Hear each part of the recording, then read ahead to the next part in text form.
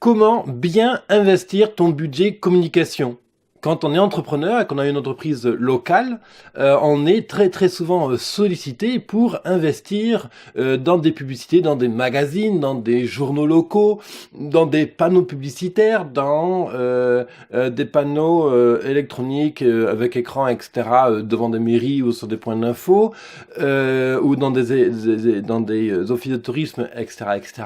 On reçoit donc beaucoup de sollicitations comme ça. Souvent, en plus, ces budgets sont pas anodins.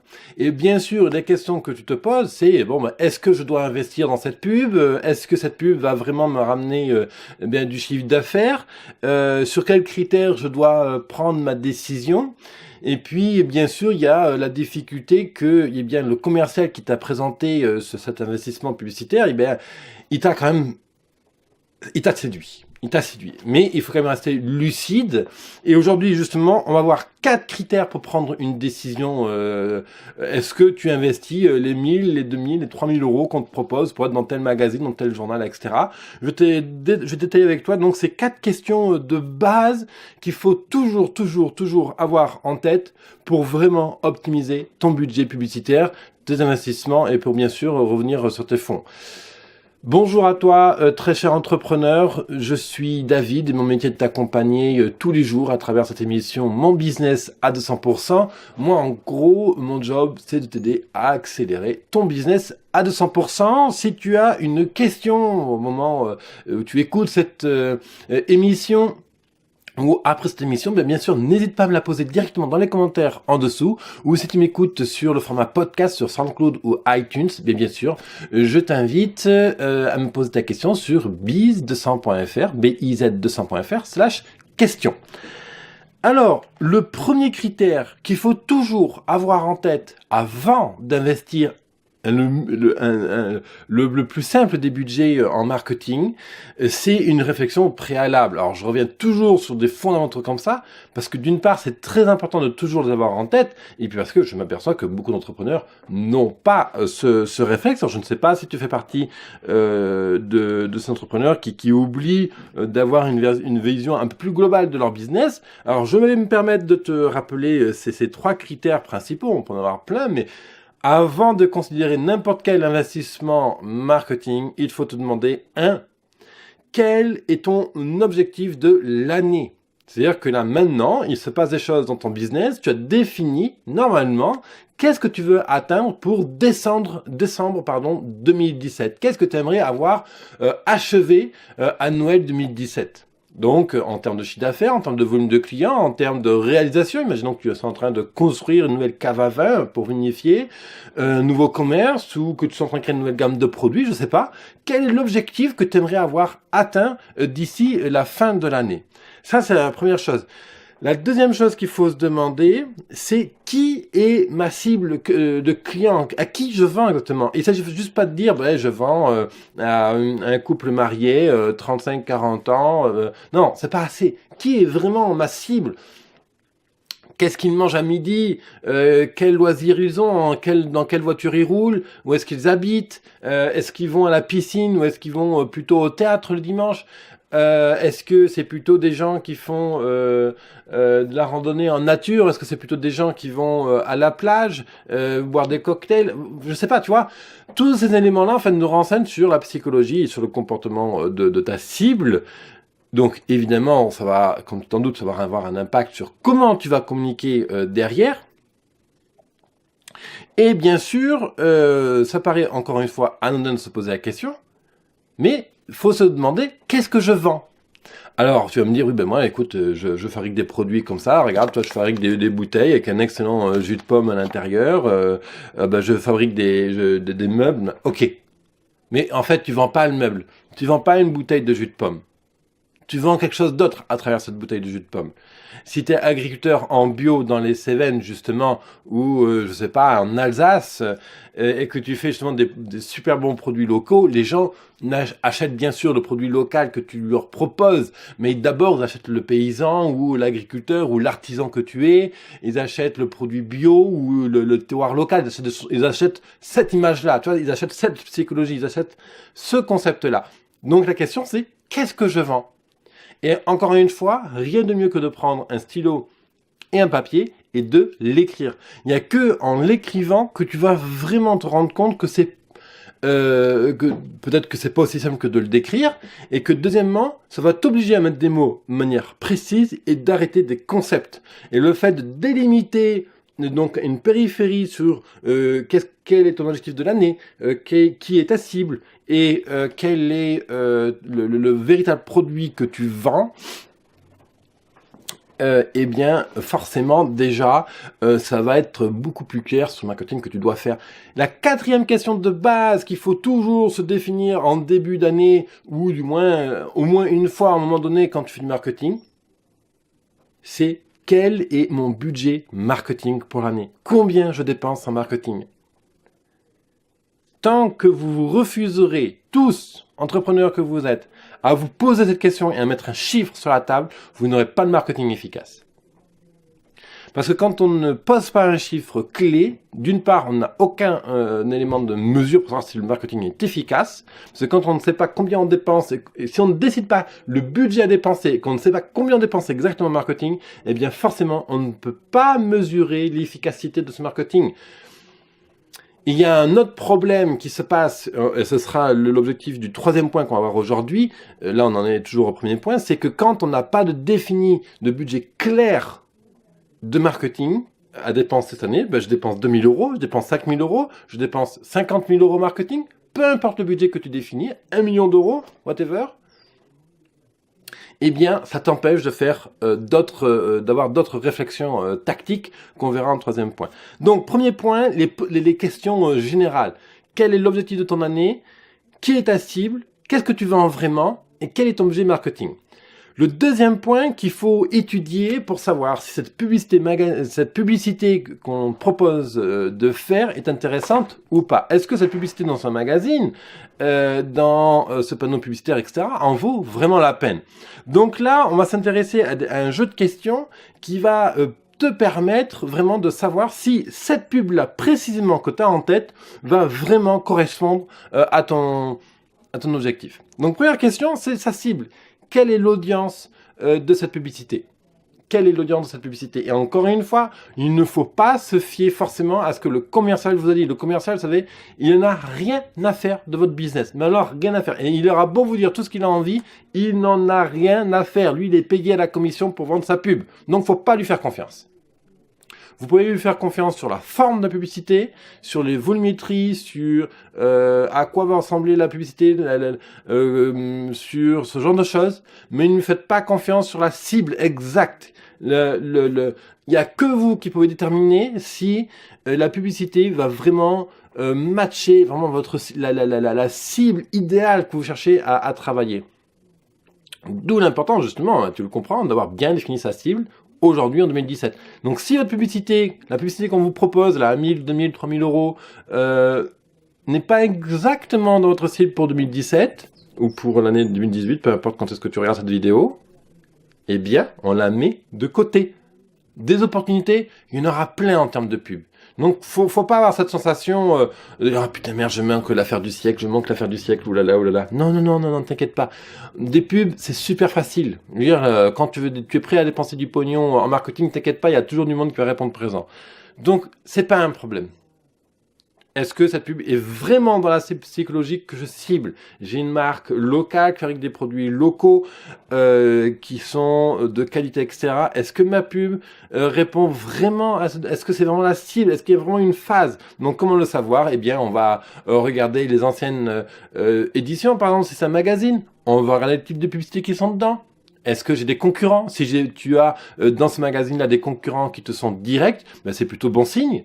Si par contre tu as que des pubs, admettons que tu fabriques des super bonnes bouteilles de jus de pomme ou de prunes en Alsace, et que un magazine te voit pour faire des publicités, et que dedans il y a que des pubs de Mercedes, de BMW, de bagnoles comme ça haut de gamme. Bon ben clairement c'est pas la même gamme, c'est pas le même.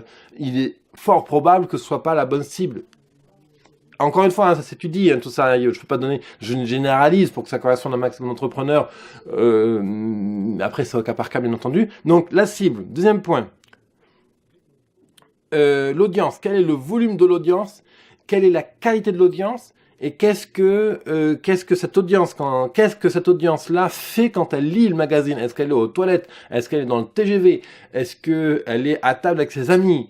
Voilà, quel est le contexte de réception de la publicité? Très très important. Si c'est un panneau publicitaire dans la rue ou un magazine, tu comprends bien qu'on ne va pas du tout avoir la même réaction quand on voit la publicité. Donc ça sous-entend quel call to action, quel appel à l'action je dois mettre dans cette publicité-là. Évidemment, ça change complètement l'efficacité de la publicité. Ça va vraiment entraîner comment cette pub va devoir travailler ou pas. Ensuite, la volumétrie, quel est le volume d'audience? Ça, c'est un bon critère pour juger du prix de cette publicité. Un magazine, par exemple, tiré à 200 000 exemplaires qui te propose une pub à 2000 euros, bon, on va considérer que ça va être un investissement plutôt intéressant. Souvent, les agendas municipaux qu'on vient vous proposer en décembre, imprimés à 10 000 exemplaires, qu'on vous fait payer 500 euros, souvent, c'est des pubs qui ne servent à rien. C'est souvent très très cher pour la qualité de réception de l'audience. Si tu es commerçant, tu dois connaître ça. Moi, dans mon ancien métier, j'étais commerçant et très régulièrement, on venait me solliciter justement pour ces fameux agendas municipaux, souvent dans les 500 euros hors taxe, et puis on te proposait la 4e de couverture, genre de choses, quoi. C'était assez cher, et puis c'était 10 000 impressions hypothétiques dont tu ne voyais jamais, en fait. Donc, c'est vite délicat. Ensuite, demande-toi quelle est la portée de la publicité. Donc, il y a donc la cible, qui est la cible qui va réceptionner cette publicité. Il y a ensuite l'audience, dans quel contexte elle est, et puis comment elle va pouvoir réagir à la pub. On a la volumétrie, ok. À ne pas confondre avec la portée. Quel usage, toi, en tant que chef d'entreprise, tu vas pouvoir faire de cette pub. Par exemple, si demain, tu as Le Monde ou France 3 qui vient te proposer un petit reportage, ils te demandent par exemple 5 000 euros pour être dans leur reportage, bien, ça peut être très opportun de faire cette publicité. Tu sais pertinemment en amont que tu n'auras aucun achat, aucune vente qui va découler de cette pub, parce que tu as déjà compris que cette pub n'amènerait pas d'affaires, c'est pas dans ta cible. Les gens qui vont regarder ça, c'est des gens qui adorent le BMW, et toi tu vends que du jus de pomme, donc ça marche pas. Par contre, l'intérêt de passer à France 3 ou dans Le Monde, alors c'est un exemple parmi tant d'autres, hein, d'accord, c'est que tu vas travailler ce qu'on appelle le branding. Après, sur ton site web, sur ta pub, tu vas mettre vu à la TV, vu dans Le Monde. Donc là, on va travailler ce qu'on appelle la preuve d'autorité. Donc ça peut être une portée aussi très intéressante à travailler lorsqu'on te propose une publicité comme ça à niveau régional, voire national. Donc ça, il y a un intérêt branding. Il y a un autre intérêt qui est commercial. L'intérêt commercial, c'est vraiment tout ce qui va... C'est un peu l'extension du branding. Comment les gens vont te percevoir. Est-ce que être passé dans telle émission va te donner accès à un autre niveau de communication. Par exemple, quand tu vas passer dans Le Monde ou France 3, etc., soudainement, tu vas avoir accès à d'autres médias. Ça, c'est la tactique commerciale. Tu vois ce que je veux dire? On est vraiment sur un effet boule de neige. Donc, c'est un effet de levier qui va être très intéressant à développer, bien entendu, parce que quand tu passes une fois dans un magazine, et puis demain tu passes dans un deuxième magazine, bon, là, il y a d'autres magazines qui vont commencer à être intéressés par parler de toi. Parce qu'il y a un effet que les autres magazines concurrents se doivent de parler d'une marque qui est présente dans d'autres magazines. Un effet de mode, etc., qui monte, et bien on se doit de le suivre. Il y a toute une logique derrière qui va être intéressante à mettre en place. Il y a un autre critère aussi qui est très très important à considérer dans le choix de la publicité que tu fais, c'est le niveau d'attention que l'audience est capable de te donner quand elle découvre ta publicité. Je répète, quel niveau d'attention le lecteur, la lectrice est capable de te donner quand elle découvre ta publicité. Est-ce que c'est une attention qui dure quelques dixièmes de seconde? Est-ce que c'est une attention à l'extrême de plusieurs minutes? Parce que, évidemment, en conséquence, on ne fait pas du tout la même pub. C'est pour ça que, typiquement, dans les magazines, les pubs de bagnole sont très légères. Il y a souvent une grosse photo au milieu, très évocatrice, qui évoque beaucoup d'éléments émotionnels, et avec un petit texte. Parce que l'image, en fait, elle est juste faite pour être regardée. D'accord? Donc, si dans un magazine, il faut une pub qui percute extrêmement rapidement. Si tu es, si c'est une publicité dans un office de tourisme, donc des gens qui sont là à la recherche d'informations pour leur séjour, leurs vacances, etc. Là, pour le coup, tu vois, on a un niveau d'attention qui est beaucoup plus élevé. Autre exemple, tu es sur un marché, tu es sur une foire, tu es sur un événement, un salon. Donc les gens se baladent et donc tu vas mettre en place une décoration autour de ton salon. Et typiquement, les éléments en fond de ton salon, donc sur l'écran de fond, le mur de ton stand, typiquement ces éléments-là doivent percuter très rapidement. Et la seule mission de cette communication est d'arrêter les gens sur ton stand et ensuite faire baisser la tête pour qu'ils consultent le magazine, le catalogue, le machin, le bordel qu'il y a sur ton stand. Donc tu vois, les niveaux d'attention sont très importants à jauger parce que c'est vraiment ça qui va rendre ta publicité efficace. Donc je résume ce deuxième point de comparaison, la cible, l'audience, la volumétrie, la portée branding et commerciale de cette publicité et le niveau d'attention que les gens ont à te donner. Troisième élément qu'il faut toujours se demander avant de dire oui, je veux cette publicité, oui, j'investis dans telle proposition commerciale marketing, c'est se demander, cette publicité coûte 2000 €.